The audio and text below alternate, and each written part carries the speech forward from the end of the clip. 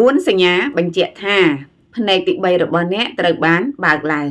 ចាជម្រាបសួរពុកម៉ែបងប្អូនទាំងអស់គ្នាចាថ្ងៃនេះគឺមកនិយាយអំពីសញ្ញាចក្រវាឡទៀតហើយចាហើយសញ្ញាមួយនេះគឺតកតងទៅនឹងផ្នែកទី3គេហៅ Third Eye ចក្រាចាអញ្ចឹងនៅក្នុង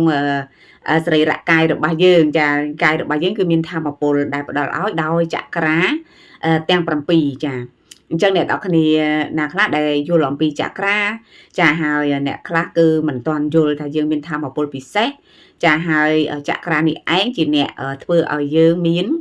ធម៌ពលមានកម្លាំងរំញ័រស្រូបអ្នកនរគ្នាចាធ្វើការតំណែងចាធម៌ពល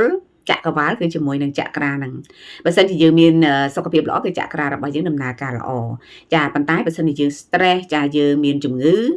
ចាឬមួយក៏យើងមានសភាពចាផ្លូវចិត្តដែលមិននឹងណោគឺមកពីចក្រារបស់យើងគឺអត់ត្រង់ជួរនៅលើឆ្អឹងខ្នងរបស់យើងអ្នកនរគ្នាចាអញ្ចឹងខ្ញុំមកនិយាយអំពីចាចក្រាភ្នែកទី3របស់យើងចាដែលមានទីតាំងនៅកន្លែងនេះណាគឺចន្លោះចាចិញ្ចើមទាំងពីររបស់យើងដែលហៅថា Third Eye ចក្រាគឺចក្រាផ្នែកទី3អញ្ចឹងយើងគ្រប់គ្នាគឺសិតតែមានចាចក្រាផ្នែកទី3នឹងទាំងអស់គ្រាន់តែថាយើងជាប់គាំងឬមួយក៏យើងដំណើរការចាយើងមើលអ្នកណាឆ្លាតឆ្លៀសវៃប្រកែចាហើយគេហៅថាមានចរិតនឹងណអ្នកនរគ្នាចានឹងគឺចក្រាផ្នែកទី3ហ្នឹងគឺបើកឡើងហើយចាហើយសម្រាប់អ្នកខ្លះគឺអនុវត្តនៅវិបស្សនាច្រើនគឺចាដំណើរការចាហើយមុនទៅធ្វើការជជែកគ្នាបងប្អូនថ្មីដែលទៅមើលវីដេអូរបស់ខ្ញុំកុំភ្លេចចុចជាវឬមួយក៏ចុច Subscribe Channel របស់ខ្ញុំចាហើយក៏នឹងរស់ដើម្បីទទួលបានវីដេអូដែលខ្ញុំផុសទៅមុនគេចាអរគុណអ្នកនរគ្នាដែលបានធ្វើការគ្រប់គ្រងអញ្ចឹងយើងទៅធ្វើការជជែកគ្នាអំពី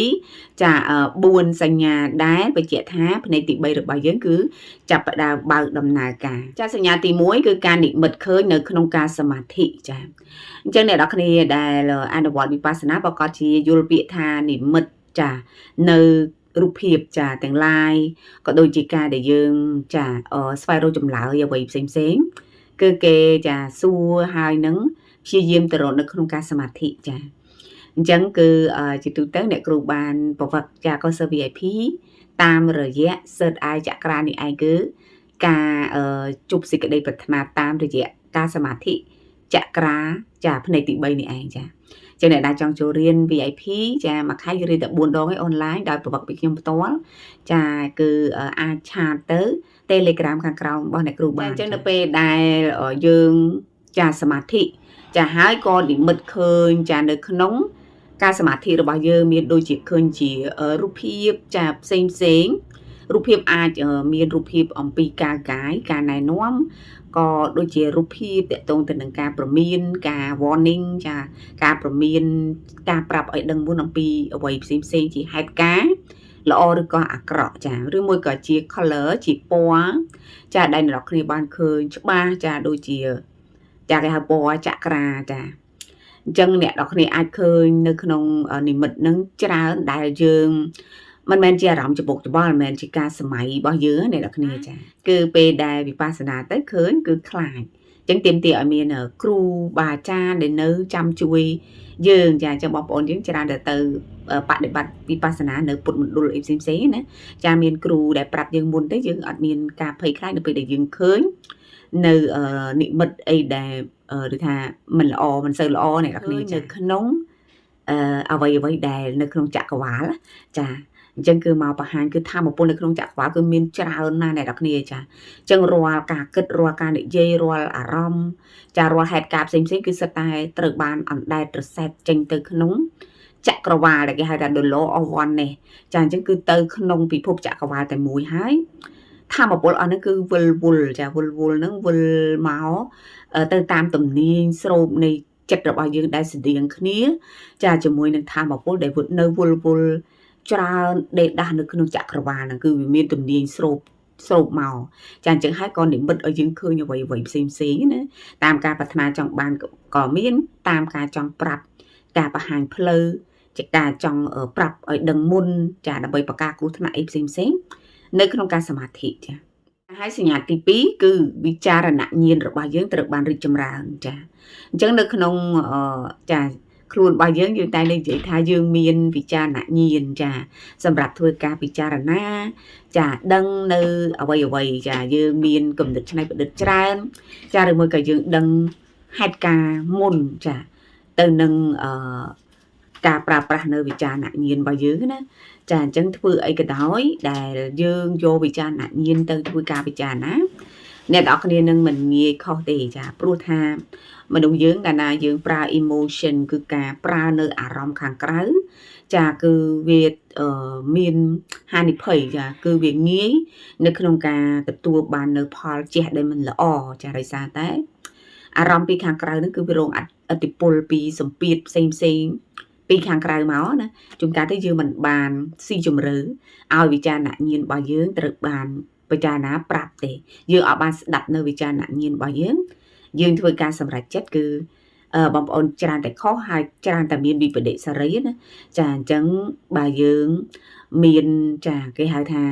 កម្រិតចាវិចារណញ្ញាណគឺតែងតែ alert យើងតែងតែឲ្យយើងស្ដាប់ឮនៅគេហៅថាសំឡេងពីខាងក្នុងចាអញ្ចឹងពេលខ្លះដូចចាយើងចង់ធ្វើខុសចាដូចអ្នកគ្រូបាត់ពិសោធន៍អ្នកគ្រូខឹងក្រោធអញ្ចឹងមកប៉ុន្តែមានសំឡេងចាពីខាងក្នុងមកប្រាប់យើងហ្មងប្រាប់យើងថាមិនគួរធ្វើអញ្ចឹងទេចាអញ្ចឹងបើសិនជាអ្នកនរគ្នាបានស្ដាប់ឮសំឡេងអស់នឹងបានន័យថា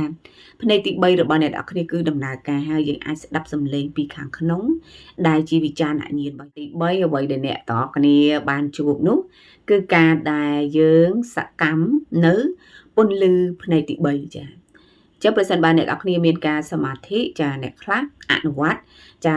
ដំបូងណាអាចយើងធ្វើចាប់ពី7ថ្ងៃទៅឬមួយក៏យើងធ្វើ8ថ្ងៃអីវិបស្សនាអីផ្សេងចាអ្នកនរគ្នានឹងមើលឃើញចានៅពន្លឺចាដែលជះចេញនៅ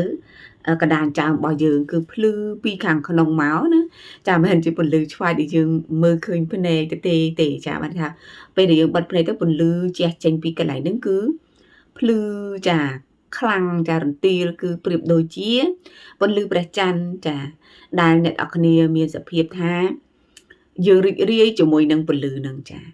អញ្ចឹងប្រសិនបើអ្នកនរគ្នាបានឃើញនៅពន្លឺហ្នឹងគឺផ្នែកទី3របស់យើងដំណើរការចា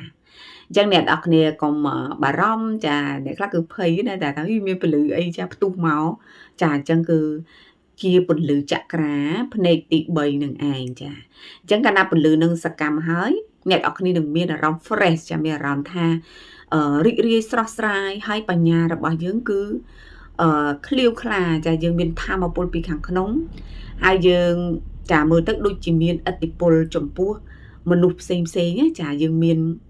គេហៅថាមានដូចជាមុននៅក្នុងការចាតជែកទំនាក់ទំនងចាឬមួយក៏គេហៅថា public ចា speaking គឺការនិយាយជាសាធារណៈហ្នឹងគឺបានយ៉ាងល្អប្រសើរចាអញ្ចឹងនៅពេលដែលពលឺផ្នែកទី3នេះចាប់ផ្ដើមដំណើរការអ្នកនរគ្នាចាមានសមត្ថភាពនៅក្នុងការទំនាក់ទំនងជាមួយនឹងចក្រវាលដែរអ្នកនរគ្នានឹងឃើញនឹងឮអ្វីដែលប្លែកចាដែលមានដែលជាសារដាស់តឿនក្រើនរំលឹកចាក៏ដូចជាចាណែនាំយើងនៅអ្វីដែលយើងចង់ឃើញអ្វីដែលយើងចង់ស្គាល់ចាហើយដែលថាយើងមនោស្រោបអីទៅវាលឿនណាតាមអ្វីដែលយើងចង់បានហើយនឹងសញ្ញាទី4គឺសុបិនគឺមានភាពរស់រវើកច្បាស់ចាជាហេតុការជារូបភាពចាជាអីដែលនិមិត្តនៅក្នុងយល់សពហ្នឹងអ្នកនរគ្នាយល់សពឃើញច្បាស់ហើយពេលដែលយើងភ្ញាក់ឡើងគឺយើងចាំចាអ្នកខ្លះយល់សពហើយគឺអត់ចាំអីអ្នកគ្នាចាអញ្ចឹងចក្រារបស់យើងមិនទាន់ដំណើរការល្អចាអញ្ចឹងគឺអារម្មណ៍របស់យើងលុបបំបត្តិចោលដោយការចងចាំផ្សេងយកមកលុបចាក៏តែបើអ្នកដែរ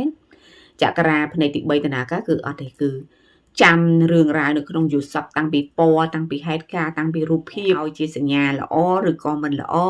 ជាសញ្ញាមួយដែលយើងអាចការពារទុកមុនឬមួយក៏ជាសញ្ញាមួយដែលប្រាប់ពីហេតុការណ៍អ្វីផ្សេងនៅក្នុងយល់សពនោះចា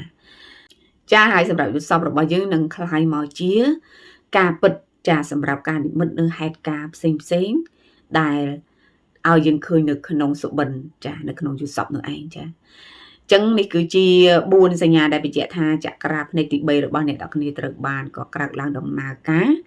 ចាអញ្ចឹងយើងគឺជាមនុស្សដែលពិសេសចាយើងជាមនុស្សដែលអាចប្រើប្រាស់នៅញាណដឹងរបស់យើងគឺបានកាន់តែល្អប្រសើរយើងមានធម៌ពលស្រូបសេចក្តីប្រាថ្នាបានយ៉ាងល្អចាអញ្ចឹងអ្នកនរគ្នានឹងខ្លាយទៅជាមនុស្សដែលចូលចិត្តស្ងប់ចាចូលចិត្តសមាធិចាហើយមានអារម្មណ៍រីករាយចាមានអារម្មណ៍ចាក្តីសុខហើយនឹងមានមេត្តាច្រើនហើយមានអារម្មណ៍ធម៌ពលពីខាងក្នុងផ្ដោតទៅរកគោលដៅយើងបានយ៉ាងមានប្រសិទ្ធភាពហើយនឹងមានសក្តានុពលសម្រាប់មនុស្សចាបានន័យថាមនុស្សមើលមកឃើញយើងនោះគឺមាន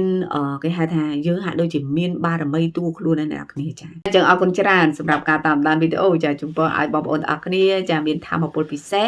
ចាហើយសូមឲ្យចក្រាផ្នែកទី3របស់អ្នកគ្នាដំណើរការក៏ដូចជាចក្រាទាំង7ផងដែរ